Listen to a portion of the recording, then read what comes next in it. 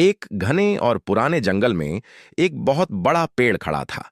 सुबह के समय जब सूरज की सुनहरी किरणें पत्तों के बीच से छनकर जमीन पर पड़ रही थीं, उस पेड़ की कोठर गुहा में रहने वाला एक नन्हा सा तोता अपने गर्म और आरामदायक घर से जागा। उसने अपनी छोटी छोटी आंखें मलीं, पंख फैलाए और जोर से जम्हाई ली। उसे तेज भूख लग रही थी, उसका पेट भी गुड़गुड़ा रहा था, इसलिए वह फौरन कुछ खाने की तलाश में उड़ चला। आसमान में उड़ते हुए तोते ने चारों ओर नजर डाली। नीचे हर तरफ हरियाली फैली हुई थी और ठंडी हवा पेड़ों की शाखाओं को हिला रही थी। अचानक उसकी नजर जंगल के बीचों बीच एक आम के पेड़ पर पड़ी, जिस पर बड़े बड़े चमचमाते और रसीले आम लटक रहे थे। तोते की आंखों में खुशी झलकने लगी। वह तेजी से उड़कर पेड़ की एक डाली पर जा बैठा और एक पके हुए आम को ध्यान से देखने लगा। उसने सोचा, मैं इस आम को कैसे तोड़ूं?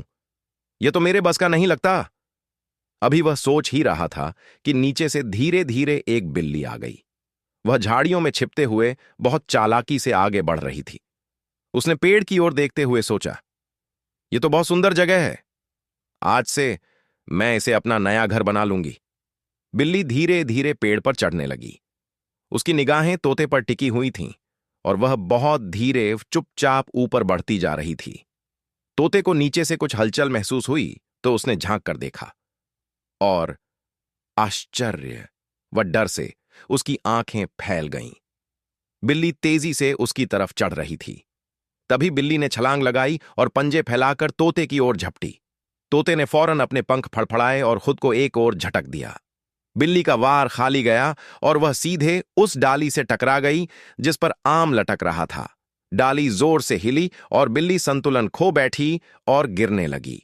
बिल्ली पत्तों, टहनियों और शाखाओं से टकराती हुई नीचे जोर से गिरी। उसके चारों ओर से चिड़ियां फड़फड़ाते हुए उड़ गईं और बिल्ली जमीन पर पड़ी पड़ी बेहोशी सी लग रही थी। उधर जिस आम से वह टकराई थी, वह डाली से टूटकर सीधा तोते की गोद में गिर पड़ा। तोते की खुशी का ठिकाना न रहा। उसने आम को मजबूती से पकड़ा और उड़ते हुए अपने घर की ओर रवाना हो गया। अपने पुराने पेड़ की कोटर में पहुंचकर तोते ने आम को अंदर रखा। अब सूरज डूबने को था। आसमान नारंगी रोशनी से चमक रहा था। तोता आराम से बैठकर आम खाने लगा, खुशी खुशी अपनी जीत का आनंद लेते हुए। दूर कहीं बिल्ली गुस्से और मायूसी में जंगल से बाहर जाती दिख रही थी। कहानी का अंत एक सुंदर सीख के साथ हुआ। होशियारी, धैर्य और समझदारी से हमेशा सफलता मिलती है।